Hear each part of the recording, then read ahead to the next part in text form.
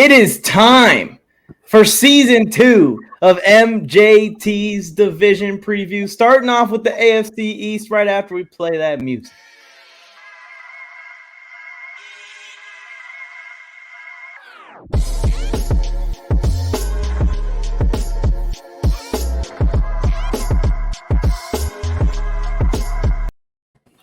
Welcome back. Like I said, we're about to get into the preview for the AFC East. We all have our division record predictions ready to go for the AFC East. I'm here with my friend, the J and the T in the MJT, Joe Morley, Tony Tucker. Joe, pumped to talk about how excited you are to see Tua play?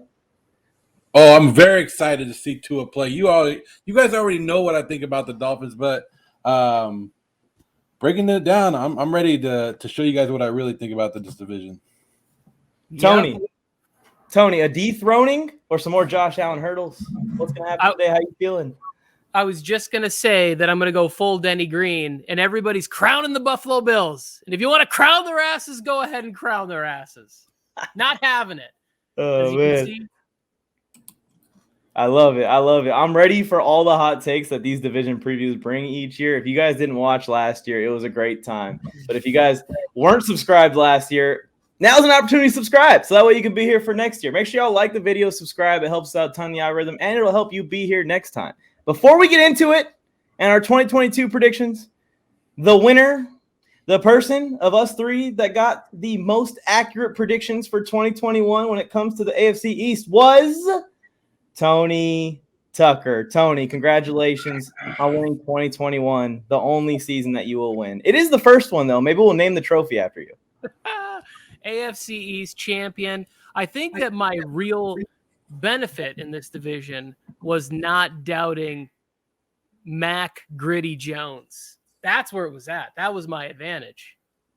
That Patriots pick. You landed the Patriots pick exactly, huh? I think I might have been one off. Oh, yeah. Because a lot of people were fading the Patriots. I think when we did this last year that they were still debating between Mac Jones and Cam Newton. Yes. Yes. They were, but I was pretty sure it didn't matter because I trust Bill Belichick. That's why. No debates nowadays, I'll tell you that much. It definitely was Mac Jones, and I think that's going to reflect on our predictions here today. So without further ado, let's get into the division preview. Man. This is the hardest one to do. I don't like doing division previews because we got to give our records and stuff. And this is where the fan bases come at us. And this is where they're like, my team is better than what you think. And we're like, okay, well, put it in the comments what you really think about your team. Because, hey, I like the Raiders. They like the Chargers. But we kind of watch the NFL and we know a little bit what we're talking about. But just put it in the comments of what you think. If we're wrong about your team, let us know why we're wrong. But be a little bit nice about it. Well, if you guys saw my total misses last year, you would not be listening to anything I say on any of these episodes. It's funny because certain fan bases, and it seems the smaller they are, the more tight-knit they are, right? Bills Mafia will come after you, tighten up. They will come after you, not big. Same thing with the Chargers community. They will go nuts. The Raiders fans, they attack each other, right? Like even Joe has been told that he can no longer be a Raiders. This is the AFC East. Let's stop talking about the West. We have time for that. Let's talk about the Buffalo Bills sort of this offseason without giving away our predictions. Mm-hmm. Mike, you go first on any thoughts, anything you want to say about the Bills real quick. Well, the Bills were in a good spot heading into the offseason. They had just put together a really good season where the defense and the offense was actually top of the league, both of them. So they didn't really have much work to do. They kind of just needed to maintain and improve in spots where they could have improved. Where I felt they could have improved, the biggest thing was pass rush. And sure enough, they bring in Von Miller to help out the pass rush. Hopefully Von Miller can continue to play like he did for the Rams at the end of that last season, not how he was for the Broncos before he went to the Rams. But Von Miller can add some serious juice to this pass rush and make that secondary even more lethal. Their secondary is loaded with guys that they have mostly picked up from the draft. You got Trey White out there shutting down CB1s when he's healthy. You got Micah Hyde and Jordan Poyer, who's probably the best safety duo in the NFL right now, both all-pro level safeties playing deep for the Buffalo Bills. So I feel like that they addressed the one place that they could have possibly improved and maintained the rest. They extended Stephon Diggs, obviously, which was a big deal because of all the wide receiver movement that was going on. So that's the other thing I can say about them that they did well was keep their star receiver in town, unlike what they were able to do in KC, which was the team that eliminated them last year, very narrowly by a coin toss. So I think the Bills did good this offseason. Joe? You're muted, Joe. If you want me to go in on the Buffalo Bills, I had to mute myself because I was about to go off on Bills Mafia. But no, I like Bills Mafia, and I like what they do there. The offseason could have been better. I think they could have been better. But we've been crying about the Bills having to go out and get a running back. I think they finally got one in James Cook. He's going to find out how cold it is in Buffalo, but we'll find out. The wide receiver core, Isaiah McKenzie and Gabe Davis, are supposed to take that next step forward. Are they going to do it? We don't know. The tight end, I don't know. I'm rooting for O.J. Howard to step it up. Even though I like Dawson Knox, I'm kind of rooting for O.J. Howard. I don't know about you guys, but I think the linebacker position is hurting for this team. It's been hurting. I'm kind of iffy about their defense just a little bit. Not the secondary. I love that secondary, but the front seven is what I'm worried about in the linebackers and the D line. I know Von Miller. Oh, we brought Von Miller. You know how old Von Miller's ass is? I don't care. He's old. So there's a little bit of question marks. I still like Buffalo. I still think they're going to compete, but just saying they could have had a better offseason. Von is on a 6-year, $120 million deal, by the way. Yeah, I was going to bring that up, but appreciate you mentioning that. Gregory Rousseau maybe has a big second year. I believe that's the DN they drafted last year. The Kyle Brandt announced linebacker, Terrell Bernard. I'm blanking on his first name. I really like Khalil Shakur as a wide receiver that they got. I don't think he's going to play a ton because Isaiah McKenzie is really underrated in my book. I'll make this real brief. I think last year's loss could be exactly what the Bills need to be ignited for a several-year run right now. Like that was, you already have the quarterback, but now when you get to taste that defeat as a competitor, you want to do everything in your power to never experience that moment again. Like everything you could, all the preparation, all the sacrifice, hard work, everything you could do. I really like the coach. I think McDermott's good. And I think losing those kind of heartbreaking ways are good for you. It's way better than just getting your doors blown off and being like, oh, well, we're close. No. Being stabbed through the heart, the way that the Bills suffered right there. I'm sorry, I went back to my Shakespearean days and like literally stabbed myself in the heart. So good news for the Bills. Who's next? Patriots? Yeah, we'll go to the Patriots. I also want to point out it's back-to-back years for the Bills, too, so even more fuel to the fire. KC 2 years ago in the AFC Championship, KC in the second round. And I think, sincerely, that if the Bills get through KC and that coin toss thing doesn't happen, they don't drop 0 points in the second half against the Bengals defense. No. They would have went to the Super Bowl. But anyways, yeah, let's move on to the Patriots.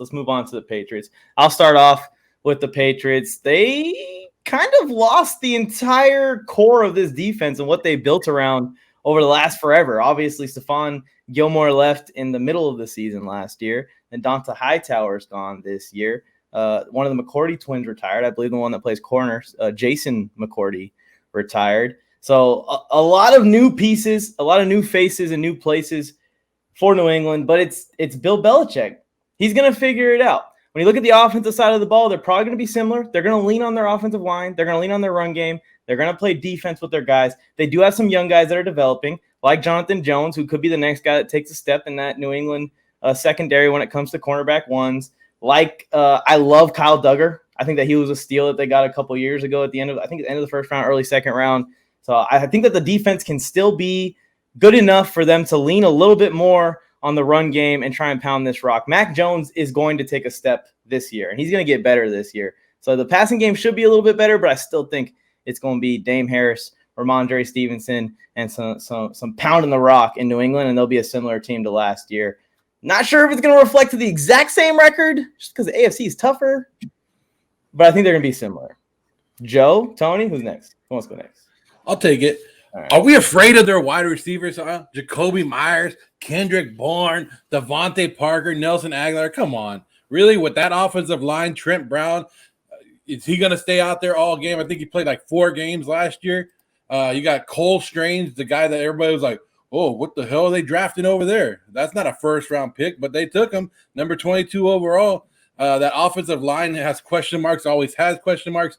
Now you got, Matt Patricia, a defensive guy, calling offensive plays for him, but he's not really calling offensive plays for him. We don't know what the hell's going on with the coordinators in New England.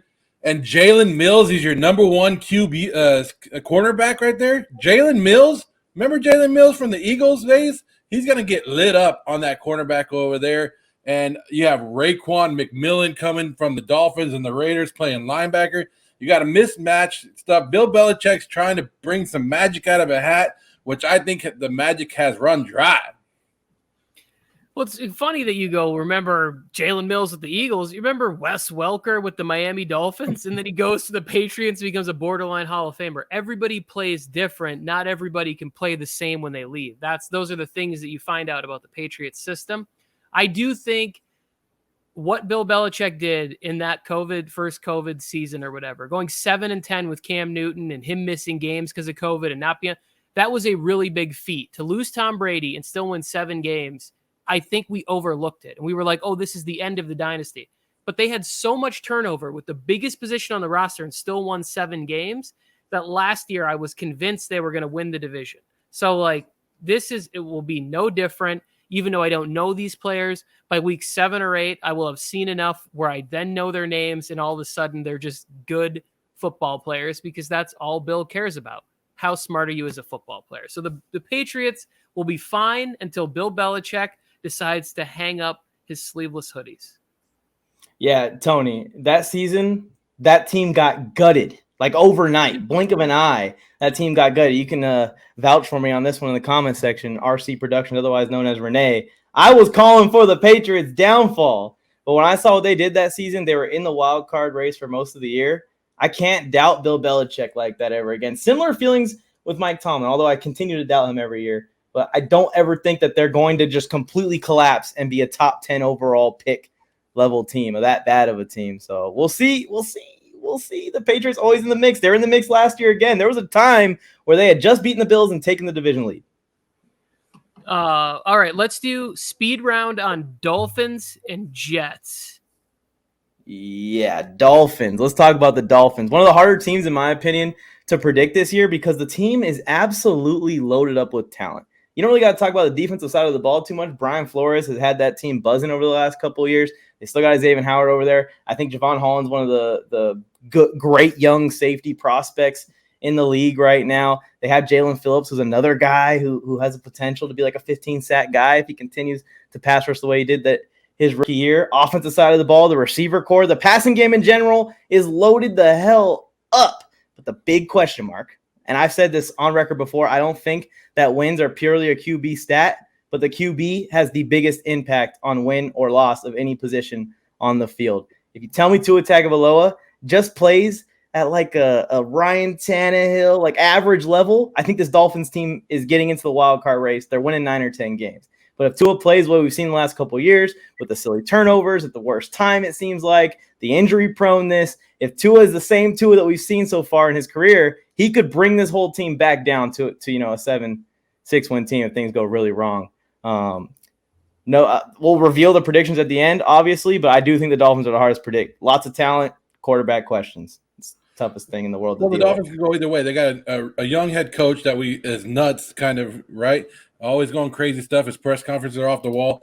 You got a wide receiver who wants the ball when he got the ball last year in Kansas City. Now he goes, I didn't get the ball enough, but you got the damn ball there. And if they don't give him the ball enough, what's going to happen? Because you have a young guy in Jalen Waddle who's going to want the ball too, right?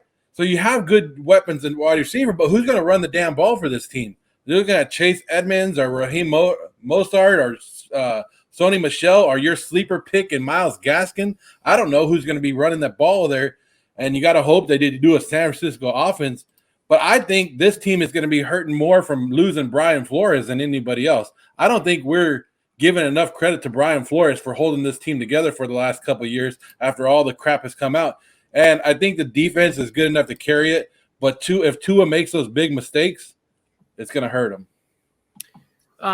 It's Tua time. Capital TT time in South Beach right there. They got him a left tackle. They got him all the weapons. You get Armstead, who's been a stud for the Saints for so many years. He's going to come in there. I've heard comparisons of Tua and Drew Brees and stuff before. Well, now you have all of those same pieces around with a genius young head coach. If it doesn't work out, I think that they move on, because we start looking at the Dolphins as, look, we did the Broncos. They're a QB away from being a Super Bowl contender, and that's how we look at the Dolphins roster.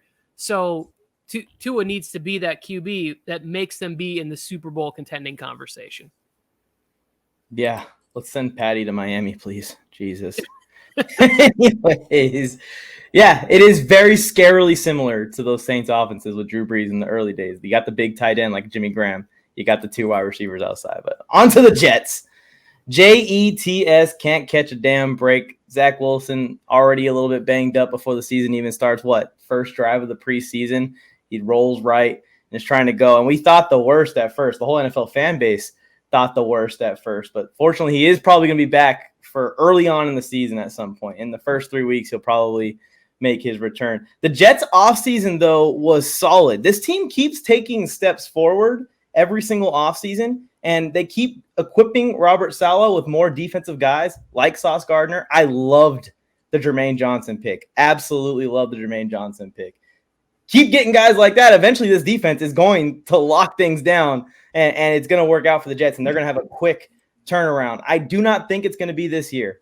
I think that their schedule is tough. I think that this division is still tough, despite the Bills kind of being a little bit top-heavy at the top of it. I think that the AFC in general is tough, and the Jets have a tough schedule. I still don't think the Jets are ready to take that leap this year, but I will say that I like what they've done in the last couple of drafts. This team is definitely taking steps in the right direction as far as the roster.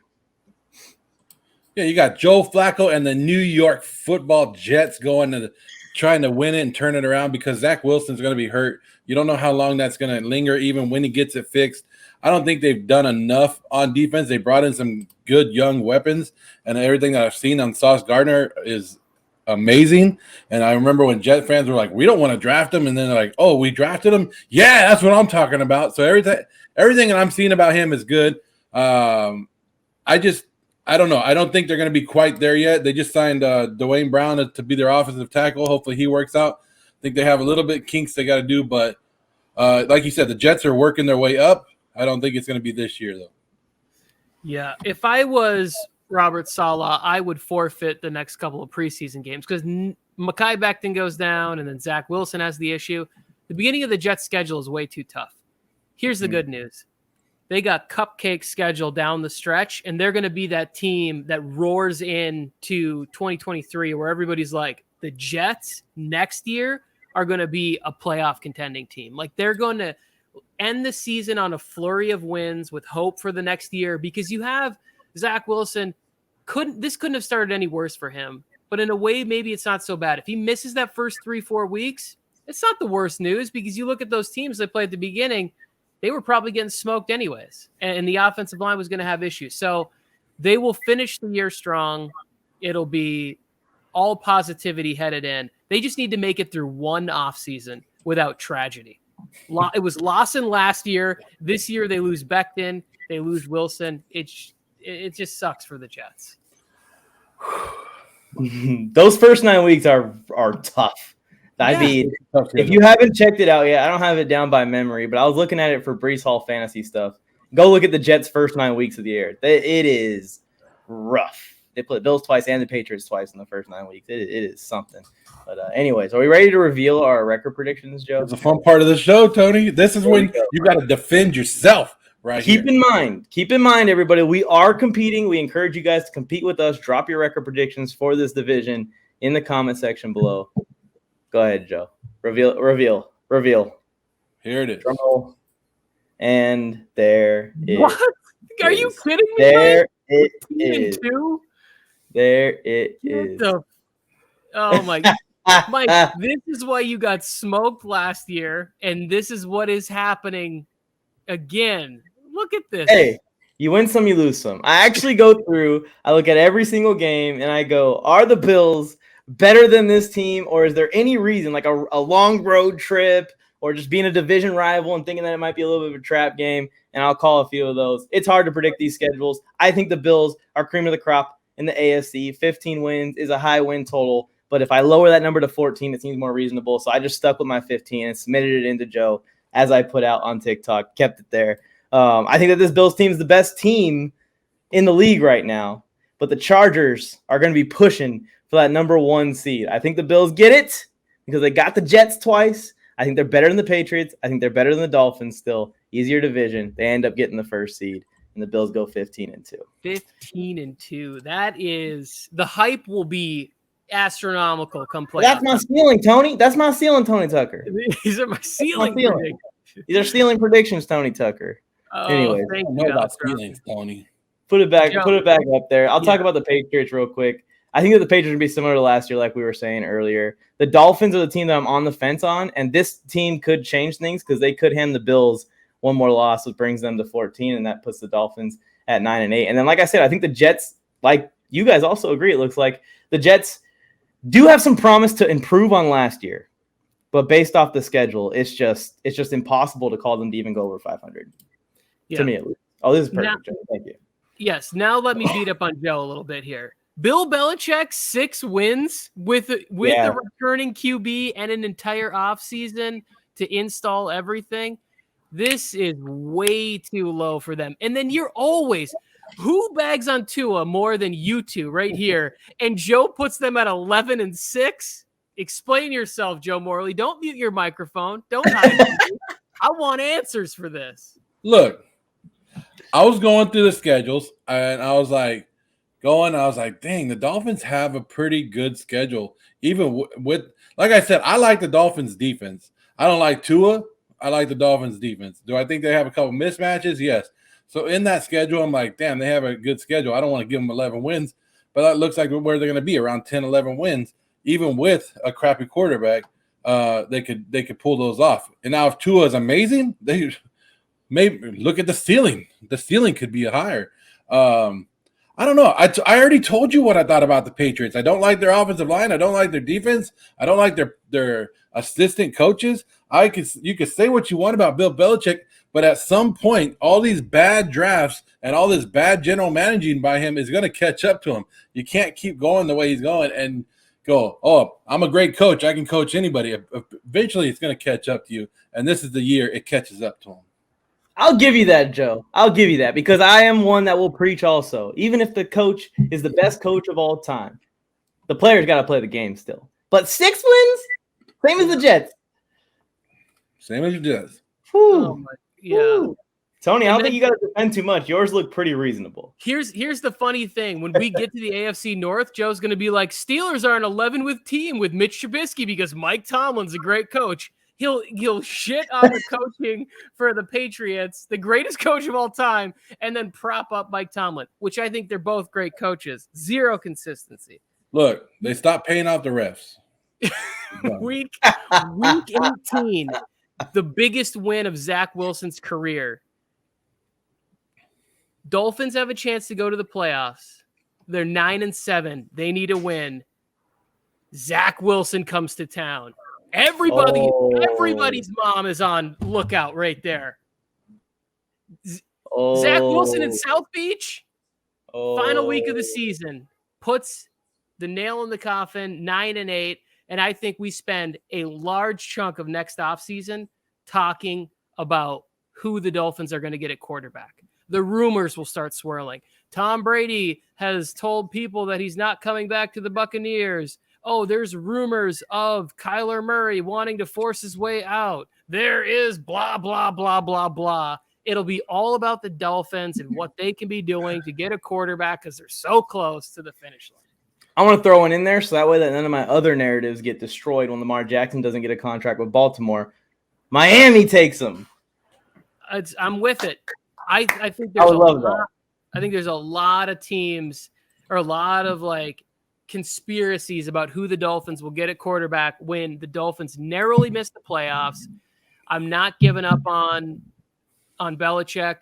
And there's also something weird about the Buffalo Bills and why I thought the 15-2 was so ridiculous. For some reason, there's something about this team where there's like complacency against bad football teams. And I don't know if maybe that'll change with adding a veteran like Von Miller or whatever. I don't necessarily know that he's enough to change that.